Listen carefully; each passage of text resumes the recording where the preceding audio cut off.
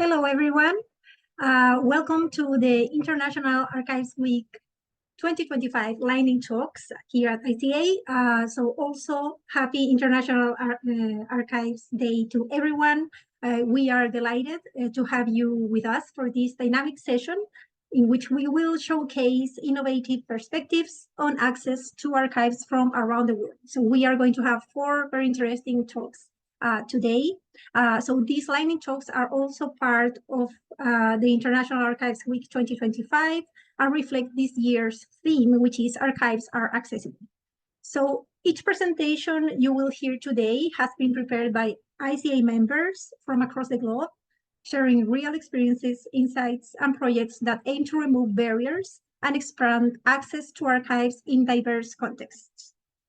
So just as a reminder, we have closed captions available. To access to them, please go to the lower bar at the bottom of your Zoom screen and select your preferred language for live translation. So that is available for everyone. So we are about to start. We will have 4 speakers today. Each speaker will have 5 minutes to present. And we will follow that by a brief moment for questions or comments. So if you have any questions to our presenters, I ask you to please use the Q&A box that you can find at the lower bar in your Zoom, please. So please, if you, instead of just typing it in the chat box, put it on the Q&A box. So in that way, it will be easier for us to find your questions and pass them on to our presenters. So I hope you are all prepared. So we are ready to start with our first presentation. So the first presentation that we will have today is called Enhancing Digital Accessibility, a Practical Approach to Inclusive Archives. And it will be presented by Jen Febles, who is a Digital Archives Manager at HSBC at the UK. So Jen, I don't know if you are prepared to start presenting. Turning on my volume. Yes, I am. Perfect. So you can share your screen. Okay.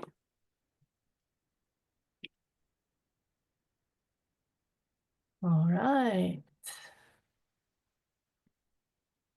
Okay, there we go. Just wanted to check. So whenever you're ready, you can start. Okay, thank you, Gabriela. Okay, hi, I am Jen Febles, a Digital Archives Manager at HSBC. Thanks to ICA for this chance to speak about one of our projects. I'm going to talk about how we use simple tools and internal effort to make practical accessibility improvements to our HSBC website. Okay, so the site was launched in July 2021, and it is a public-facing site. It has a curated selection of HSBC archival collections, exhibitions, snapshots, a virtual tour of some of our archive locations, and offers more about the history. And portions of the site are offered in 5 different languages. We always knew we wanted to address accessibility, so we commissioned a voluntary accessibility audit.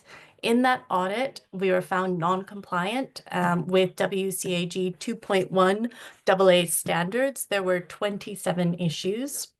Some of these issues were technical or structural, while the remaining issues were related to fixes to enhance usability for consuming content.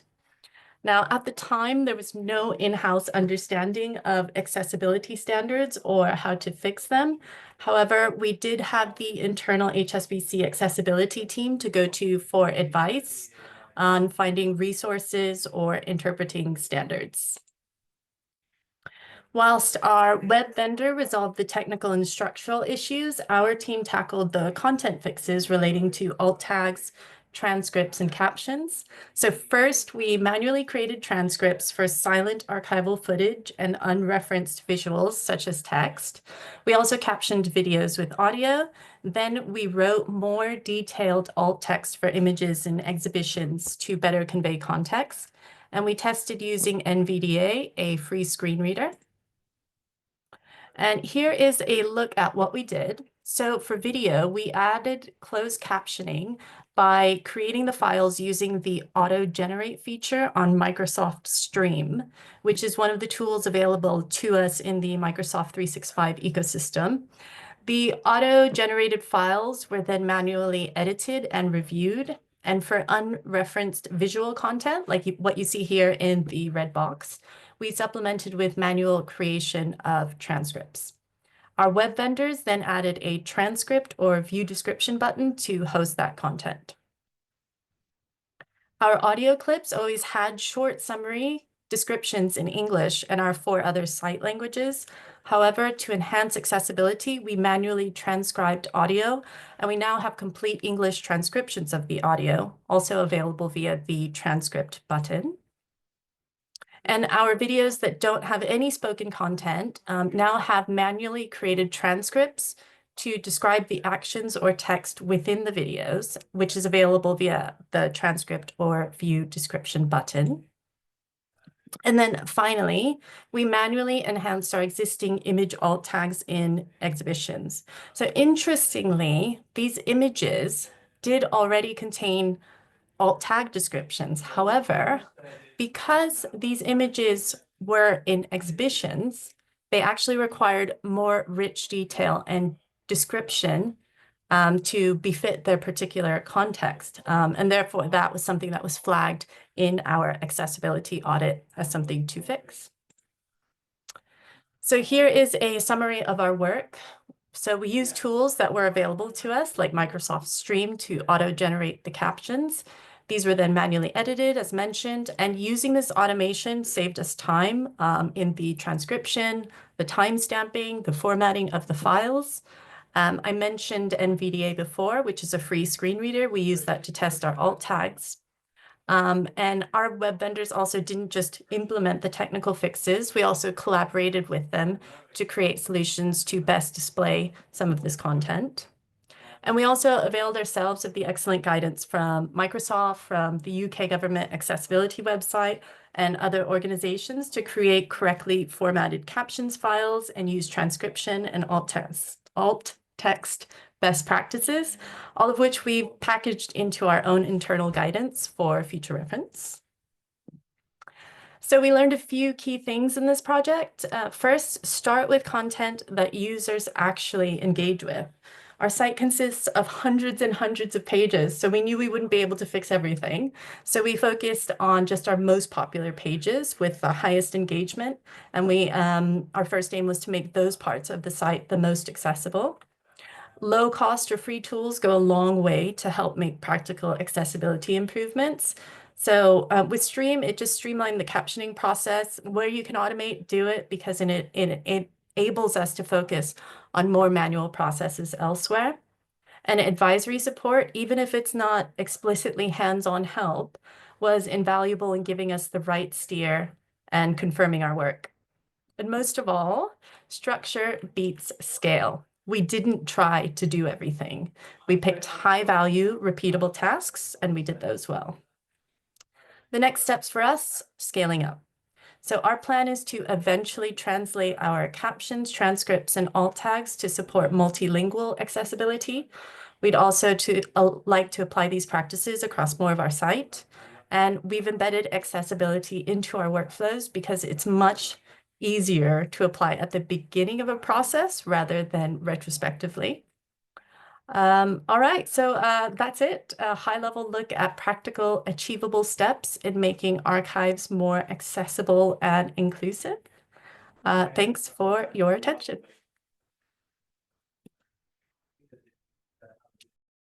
Thank you so much, Jen, for that very interesting presentation. We are seeing that the audience is very happy about all the things that you shared. So at the moment, I don't see any questions in the chat box, so I don't know if we still have a few minutes. So in case you want to add any question, this is the moment to do it. So we are going to give just I'll share the link to our history website in the chat box so that everyone can go and visit after this talk, of course. Excellent.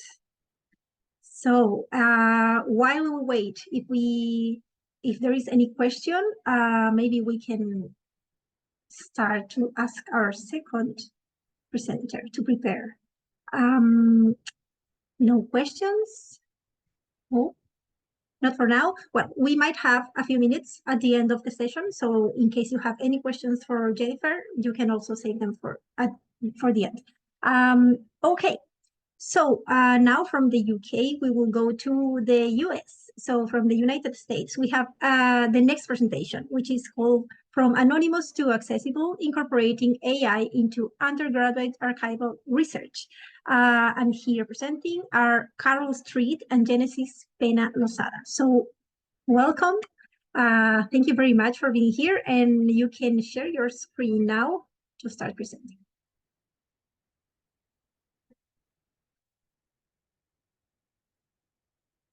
Perfect. We can see it. Okay, so whenever you're ready, you can start your presentation. Wonderful. Thank you so much, Gabriela. I'm here with my student, Genesis Pena-Lozada, and we worked on this project this past year, and she's actually continuing work on the project because it has become such a long one. And let me introduce you to the document that we've been working with. This is a Franciscan friar's travel diary in Mexico from 1782, and he's unidentified. We are hoping that with this project that we will actually be able to identify who he is, because he's been lost to history for a few hundred years. And as you can see, there's some issues with the text. If you can see fingers at the bottom, you can kind of see the scale of this. It's a very small handwritten document that is 44 pages long and very densely written, and a lot of bleed through from one page to the next. And this is an older version of Spanish, so not quite the modern Spanish that Genesis is used to. So the project is to transcribe this entire document, and it's a very ambitious project, and I have a very ambitious student here today with me. Genesis, if you could get on the screen. And she is going to tell you more about the project. And I will just click you don't have to share your screen. I can just click through this on my screen.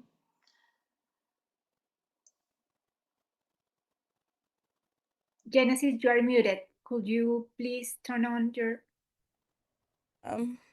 There we go. I was having issues at first with the host, but all right. Hi, everyone. As Carol stated, my name is Genesis Pena-Lozada. I am a senior at the University of Kentucky, and I had the pleasure, as part of the Learning Lab cohort of last year, to use that Franciscan Friar's Diary to springboard my own undergraduate research. And just for some very brief context, what the Learning Lab internship is at the University of Kentucky, as an undergrad student, you get to select an archival material to use for research throughout the school year. And when using a primary source, you must confront its own challenges and limitations, and keep that in mind with the scale and parameters of your own research. So as I stated, I used it as a springboard to look into spiritual conquest, re-examine it in the context of colonial Mexico in 1782. Now, getting into AI incorporation, given the limitations of that particular primary source, I had to really challenge myself and see, okay, as a researcher, how am I going to make this primary source accessible to me? And thankfully, with recent technological advancements, there is the open source AI called Kermorvant. And what it allows you to do is that you can run it locally on your server, and just with the simple hit of that link or typing that link, you have access to an AI that lets you upload an image of your manuscript. And what it does is that it gives you a basic sort of first draft of a transcription, which really helps to accelerate the research process. So using this first draft of the transcription, I was able to mine for specific details that would help me in my own research of spiritual conquest in colonial Mexico. However, accessibility is not just limited to me, but part of my project is also considering, okay, how am I going to make my research accessible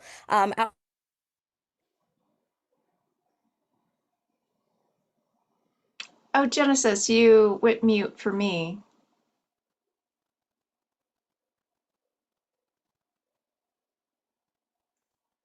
on my end? Sounds good. Okay, perfect. All right.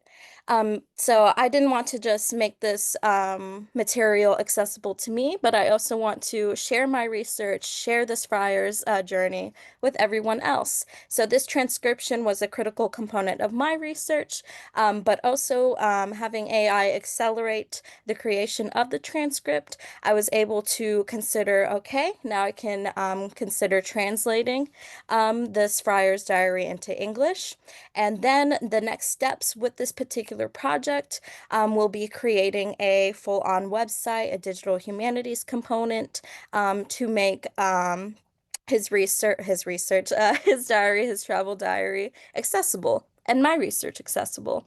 So you can see here sort of the rough patches of this particular method of using Caracal. But again, really the goal here is to give you a first draft. And this really shows how AI is being used as a tool, not a replacement for the human research. And this, to me, illustrates how there can be a symbiotic relationship between AI and research. And the ultimate goal and ultimate outcome here is accessibility. So this nameless friar, with the help of the Caracal AI, his work is not only accessible to me, but hopefully in a few months, accessible to the whole world. So yes, that is all I have to share. And thank you guys for having me and Carol present to you all this morning, or wherever you are in the world. Thank you. Thank you so much, Carol and Genesis, for your presentation. Yeah, we see people clapping. So thank you so much. We, just as in the previous presentation, we have some minutes for questions. So you can share your questions in the Q&A box at the bottom of your screen. I don't know if you have any questions. We can give a minute so that you can share them with the presenters. Questions, anyone? I don't think we have questions for the moment. So just as a reminder, oh, yeah, I think someone is sharing. Yeah. So we have here a question from Oksana Sark. Thank you for the presentation. Could you tell more about the software you use, please? Thank you. And the second question, which I think it's also related, so we can also mention that, it's what AI tools did you use to transcribe the pages? Yeah, so we used Caracal, which was shown on the screen. I'll go back to that one. There's a link to it. So you can, let's just go back. Oh, it won't go back. Anyway, oh, there we go. Okay, there's a link to it. I'm happy to put that in the chat.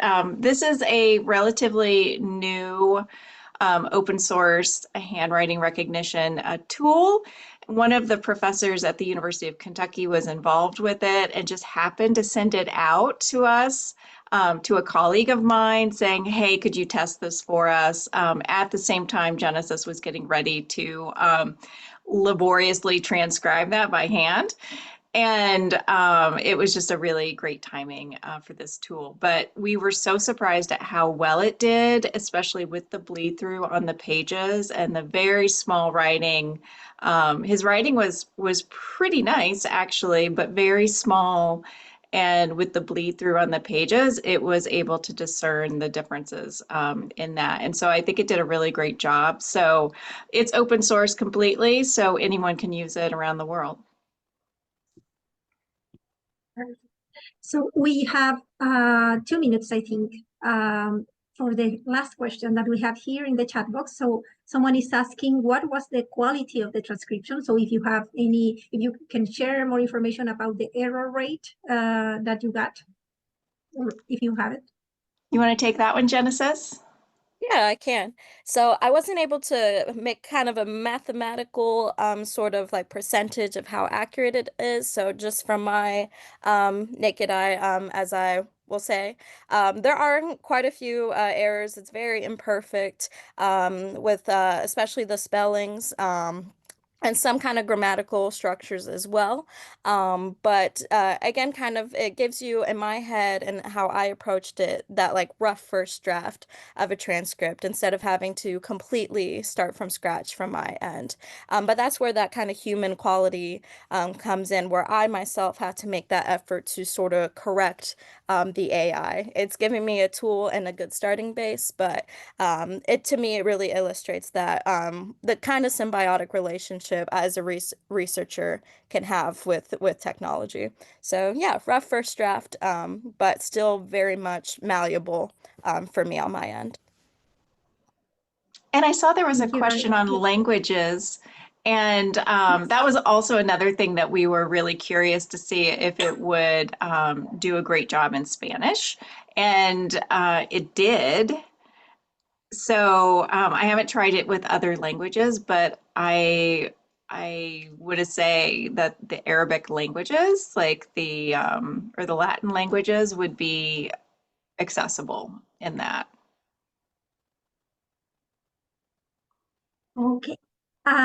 Okay, so thank you so much for your presentation and also for the questions from the audience. We have to move to the next presentation, but I see that I have a couple of questions here, so we can address them at the end. Okay, so now we are going to Chile. So our next presenter is Samuel Salgado Tello. He's the director of the National Center for Photographic Heritage at the Diego Portales University. And his presentation is called Technology and Archives, Accessibility, Standards, and Fairness in the Circulation of Images. So Samuel, can you share your screen? And yeah, we can see it. So whenever you're ready, please start. Thank you very much. I wrote what I will call a work in progress reflection and start right now. Okay. At Senforo UDP, we ask ourselves again and again, what it means to open an archive? What does it mean to do so from Chile, from the University Center, in an historic market by inequalities in access to knowledge and by memories that had never fully fit with the formats archived through Cairo? This is not just a technical question or even an ethical one, it's a political and epistemological issue. How can we enable access? That it's not just a refined form of control. How do we share without appropriation? How do we archive without fixing meaning? For over a decade, we have a development platforms like Cultura Digital, udp.cl, and datos.udp.cl, which hosts more than 500,000 pages of historical press and over 40,000 photographies.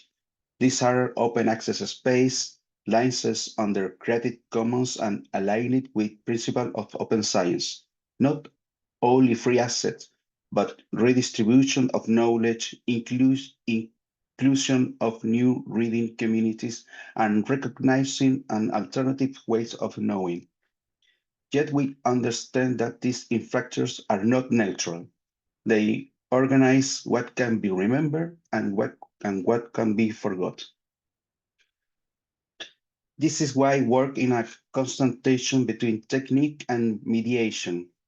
The laboratory will implement this year with support from the National Research and Development Agency in Chile, will allow us to digitize according to international standards, develop visual and linguistic analysis, and explore new methods of preservation. But infrastructure alone is not enough.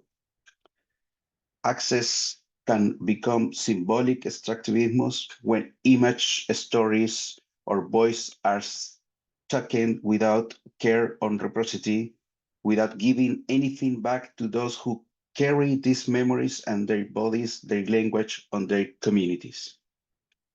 This becomes even more critical as this material are not being used to training large language models without clear regulation, reinforces asymmetry in the ultimate production of knowledge.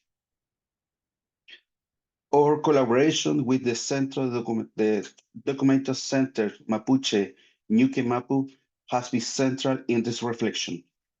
There, the goal is not just to describe image, but to build an archive based on an aesthetic and political are shaped by the community itself. Categories are debated, minutes are negotiated. What emerged is not a data set, but a living memory, one that does not always want to be translated or explained. We learned the access is not only about transparency, it's about relationship too. And the ethics of care require listening, sustaining, delaying, and making space for what representation.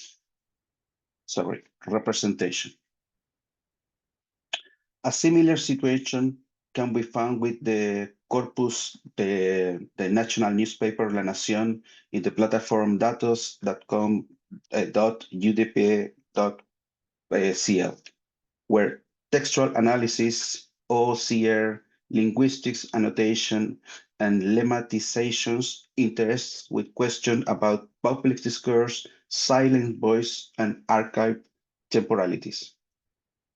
What remains unsaid, what form of language escape recognition by the models? In this context, access demands critical mediation, not merely provided material, but opening a space for interpreted conflict. Archives are not closed, they are in dispute. Reading then requires hermeneutic labor, not to find a single truth, but to hold a space for disagreement. The Ministry of Culture in Chile published the National Strategy for Digital Heritage, outlined a state-led roadmap to strengthen the management, accessibility, and preservation of digital heritage from a participatory, intercultural, sustainable, and right-based perspective.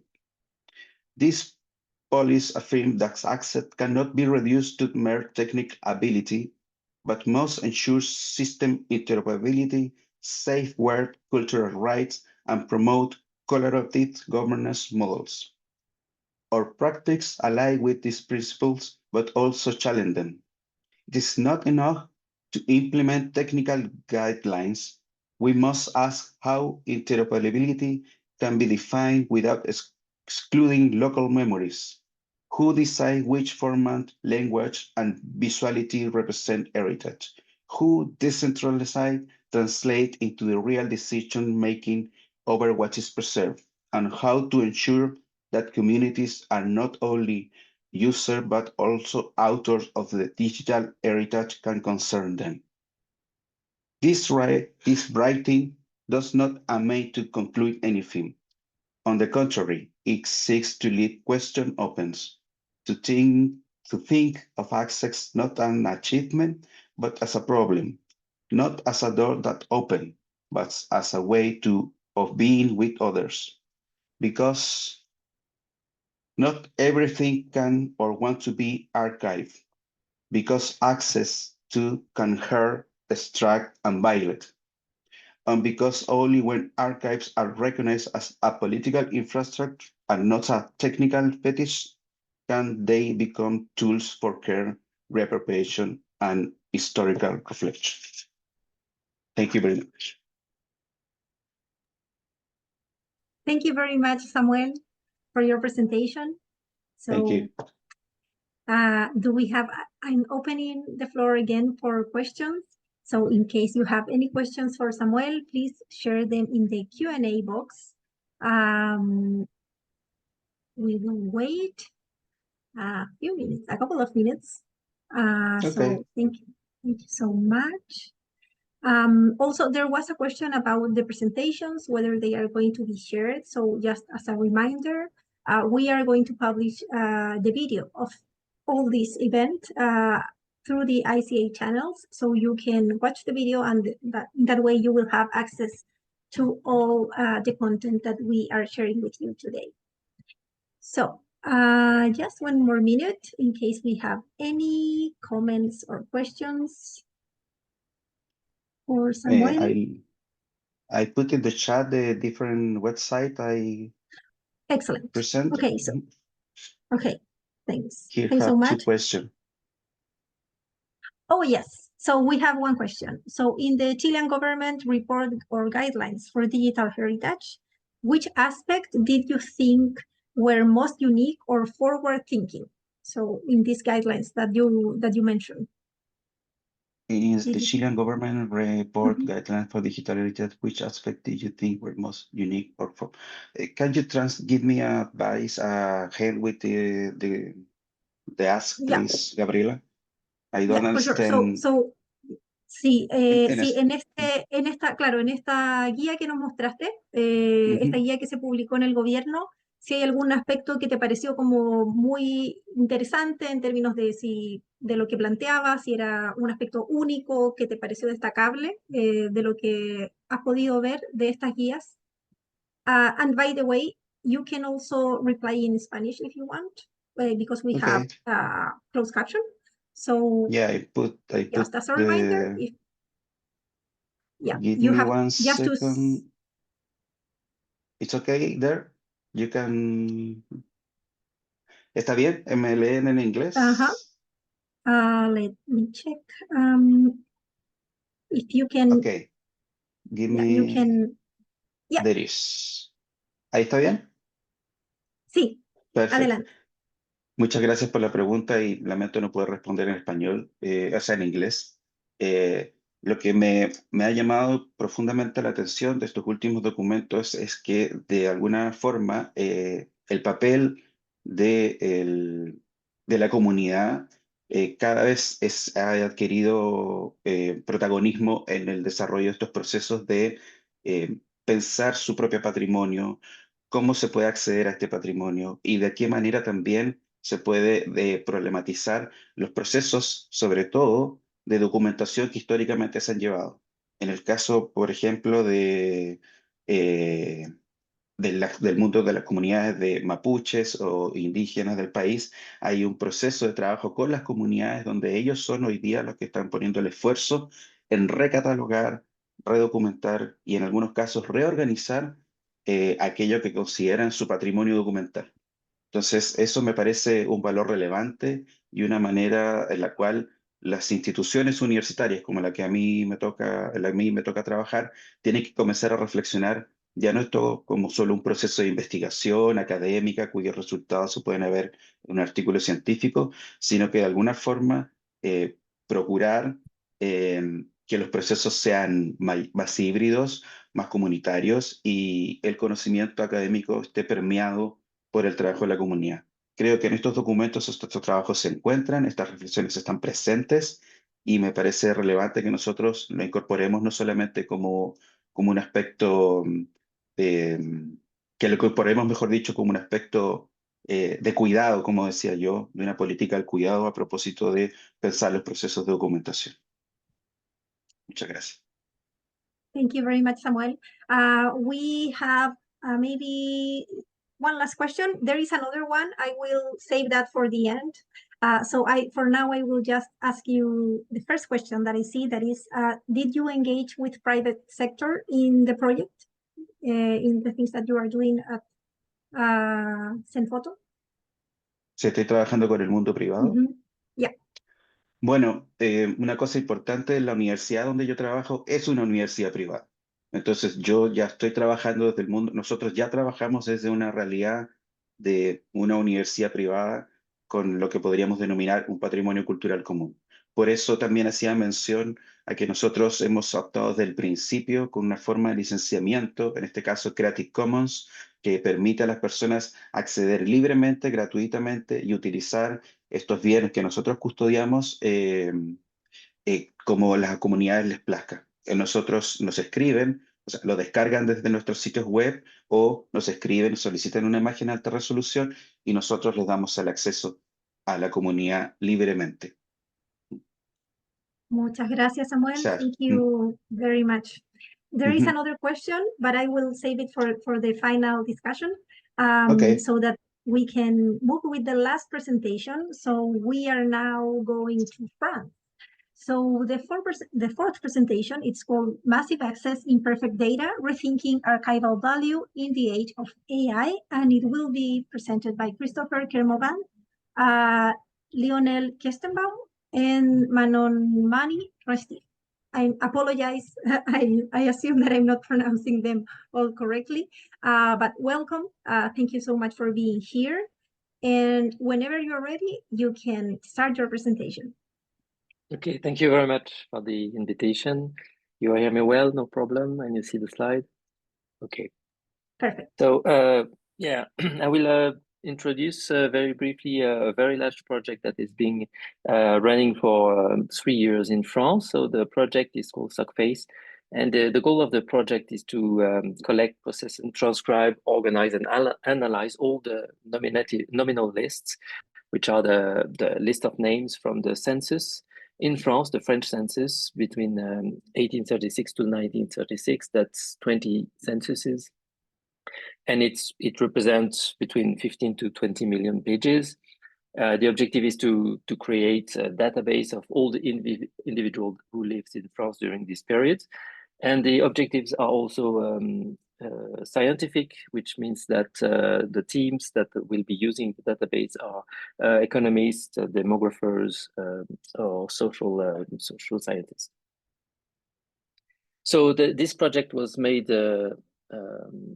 was a reality because the technology of handwriting recognition has really improved a lot over the last 10 years, I would say. And you've seen an example with previously in the previous presentation with pre-trained model that is able to read Spanish. But in our case, we trained a dedicated model to recognize this document because you see that you have a structure. And what we want is really the model to understand both the text, so to transcribe the text, but also be able to tag the information so that you know that Robert is a surname and Juliet is a first name. And so that you have a database, which is the transcription is almost a database, which is ready to be sent to the central database. And we could do that with a single model, which is able to understand the layout, the table, read the text, and tag the information. And you have the linking here to the open source model that we use, that we trained to do that. As you know, with AI, you have errors. So the question now is, okay, we will have a database of all the people, but what are the errors? What is the quality of the production? So you've seen all the scores, the quality scores here in percent. So 100% is fully correct, and if you go lower, you have errors. So you see the whole line, which means that globally the error rate is, well, the quality is at 76%, which is good. But the important message here is that you see that the quality varies a lot. So you have, for example, birth year, which is very good, and you have nationality or even surname, which is not very good. I tried to put some explanation of why you have errors in front of each type of information, and you see that for the information with the largest error rate, it is mainly due to large variability or very imbalanced values or many items that you know, the ditto or things like that you find in the census. So I will just focus on the first name. I wanted to explain, to show you what kind of errors you find in the production of automatic transcription. So if we focus on first names, over 136 million of mentions, so it's already quite a large database. We have almost 2 million different first names. So I suppose you say, okay, there is not 2 million different first names even in France, even if we are very very creative. And this is true, almost 75% of them only appear only once. So it means that there could be errors, very specific errors, because only you have only 500,000 first name that appears more than once. And if you look at the top 1, top 10, top 100 first name, already with the first name, Marie, you almost have 10% of the mentions that are covered with this first name. If you take the 10 most frequent first name, you cover 33%, and with the 100 most frequent, you cover 71% of the mentions. So it means that the prediction of the AI is very diverse. You have a lot of variation, very small variation around first name, and they are very small frequency. So it means that you need very specific methods to correct this. So is it possible to correct the prediction? And if you want to correct, you need a reference. So we tested 2 references. The one is INSEE, which is the National Statistical Institute in France. So they have a list of first name, very small one, 3,000. But if you use this list, you already cover 97% of the first name.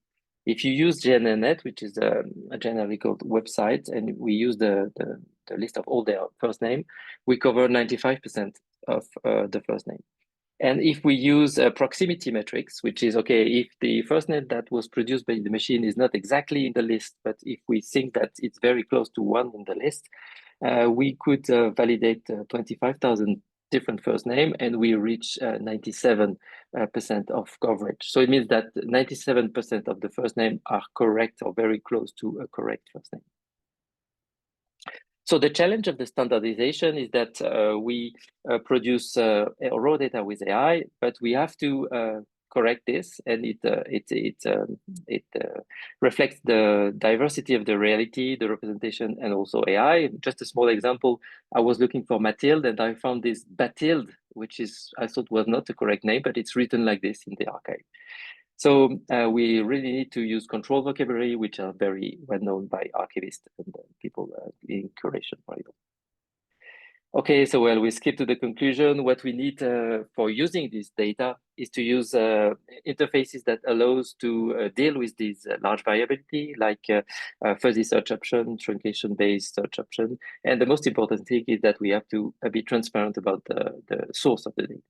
And I'll leave you with this potential future project, which would be a CAPTCHA for the surface project, where instead of spotting traffic light, you could spot errors in the project. Thank you very much. Thank you very much, Christopher, for that presentation. We already have 2 questions from the audience. So the first one is, how will this research be disseminated to the public? So if you have any news about that. Yeah, so the research will be disseminated by France Archive, the France Archive portal. So it will be fully open and freely accessible by France Archive. So it's also something very specific, because we will have a very large database of all the French people who lived in France during this period, freely accessible on the French Archive portal. Excellent. So another question that we have here from Satrio Risky says, thank you for the presentation. Do you think it is important to secure sensitive information in archives when conducting AI model training? And if yes, yeah, what is your strategy to secure those sensitive informations? Yeah, so as you've seen, the time period of the project stopped in 1936.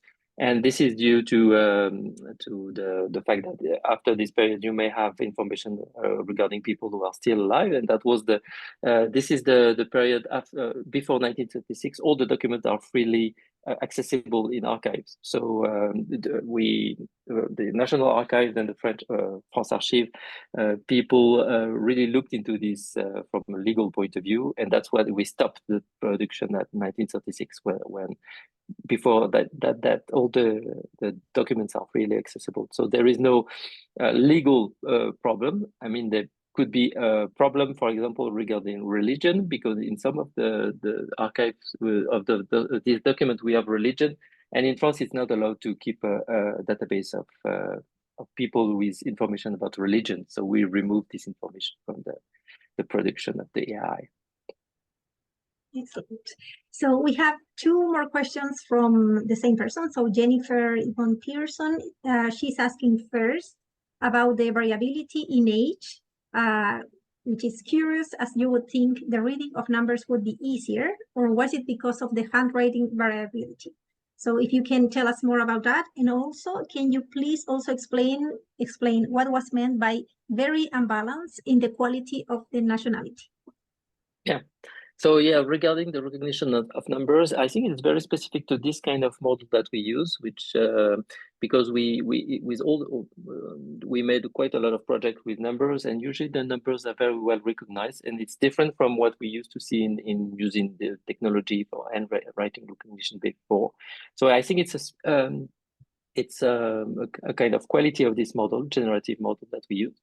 And regarding unbalance, it means that I would say that maybe 95% of the people are French in the census. So the model is really has really hard time to predict something which is different from French. So basically everyone is French, and that's really a problem, because if you want to find example of not French people, you need a very large sample of training data to find not French people. So that's a problem with unbalanced data. Thank you so much. So as we are reaching the end, we still have a few minutes. I will go back to the questions that were also posed to the other participants. So I actually would like to ask you all of our panelists to turn their cameras on so that we can have this final conversation before we end this session. So and thank you once again, Christopher, for the presentation. So there was one question pending to Carol and Genesis. So someone asked whether you have used, I don't know if I'm going to pronounce this correctly, Transcribus. I think that's the name. And if so, how would you say it compares? So I don't know, Genesis or Carol, if you can respond. Well, we didn't actually compare it with Transcriba. So they're very different applications in a way, because the one we use, Caracal, is you can run it locally on your computer, and it doesn't go into generative AI, so you can keep your materials in-house, as it were. So, and it's free. So Transcribus has a monthly fee, and I personally like the open source that's created by academics as opposed to more corporate institution. Yeah, and on my end, actually, kind of in between our presentation, when I had the time to, I was looking into Transcribus, and actually it does not take handwritten Spanish text yet, so I wouldn't have been able to utilize it for my research project. But Carol also brings up a good point about how one has a subscription model versus that open source. Which gets into interesting kind of like ethical questions you can ask with how we monetize AI and monetize accessibility. But I wouldn't have been able to use Transcribus for my research. Thank you so much. So the next question that I have here is for Samuel. Samuel, I don't know if you are seeing the question because it's in Spanish. Otherwise, Yes. yeah, you can see it. Okay, so one person, Gisela Trujillo, I will try to translate. She says that she has noticed that not all archives have a political focus or way of seeing things, right? So what is it that in these archives in particular makes that you have that kind of narrative that it's more like political? Ok. Bueno, me refería a dos archivos fundamentalmente. Uno es el del diario La Nación, que es al momento de ser adquirido por la universidad, hace 10 años atrás, hubo un debate público relevante en los medios de comunicación y en las universidades, porque se estimó públicamente de que el diario La Nación era un diario del Estado, o sea, era un diario público. Y por lo tanto, el que la universidad privada adquiriera ese archivo generó un debate político relevante. Entonces, la gestión, el trabajo de organización y de acceso con el Diario de la Nación quedó contextualizado en este debate sobre lo público y sobre lo privado, configurando de alguna manera la manera en que se percibió el archivo del Diario de la Nación como archivo, es decir, un archivo donde hubo una disputa política por su titularidad, una disputa política por los derechos de propiedad intelectual de los fotógrafos y fotógrafas que formaban parte, que su archivo estaba dentro de los depósitos de este diario. Entonces, hubo en el contexto donde se transfiere un debate político que signó de alguna manera, que marcó como político este archivo. Pero además, este archivo es político, diría yo, porque su configuración como medio de prensa, donde comenzó a organizar sistemáticamente su material de archivo, se profesionaliza al terminar el gobierno de la Unidad Popular y el comienzo de la dictadura en Chile en la década del 70 del siglo pasado. Entonces, este archivo tenía una marca política y tiene una marca política relevante porque en sus depósitos, en sus archivos de prensa, de negativos, de fotografías, se encuentra material relativo a la desaparición forzada de personas de nuestro país, la violencia del Estado que se ejerció sobre estas personas. Entonces, tiene una marca significativa a propósito de la política. Y en el caso del archivo mapuche, tiene que ver porque en las categorías que el diario, las categorías de clasificación que el diario colocaba a los archivos fotográficos del mundo mapuche, tenía que ver con categorías como indios o araucanos, que son nombres que no provienen de la autopercepción que las comunidades tienen. Entonces, hemos trabajado con ellas para que vuelvan a documentar esos archivos fotográficos, pero además lo hagan en su propio idioma. Entonces, en la plataforma que hemos implementado con este trabajo colaborativo, hoy día tú encuentras la descripción en castellano y también en mapudungún. Entonces, hay una dimensión política aquí respecto al lenguaje. ¿Quién significa? ¿Quién contextualiza? Y cómo esto se coloca en contexto y en valor. Thank you very much, Samuel, for that reflection. So we have 7 minutes, I think. So we have a few more questions, but there is one question that I think it would be nice to pose to all of you as the panelists of this session. And it is someone, Jill Philwins says, I totally agree that accessibility is vital, but how do we balance it with sustainability of digital tech, which is very resource hungry and can be damaging for the environment? So maybe if you want to address this question freely to close the session, any of you. Christopher, please. Yes, just to answer, when we choose the model to do the processing, yes, we really had this problem in mind, because not only it's damaging for the environment, but also it costs a lot. So it wouldn't be possible to do the project transcription using OpenAI model or Google model. So we deliberately choose a very small footprint model that we are able to run on small end GPUs.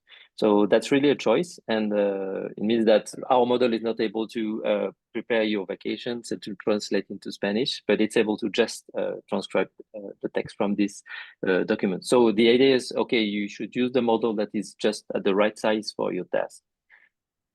Mm-hmm. Thank you very much, Christopher. Any more thoughts that you want to share about how to balance accessibility and sustainability? Any of you, if you want? Carol?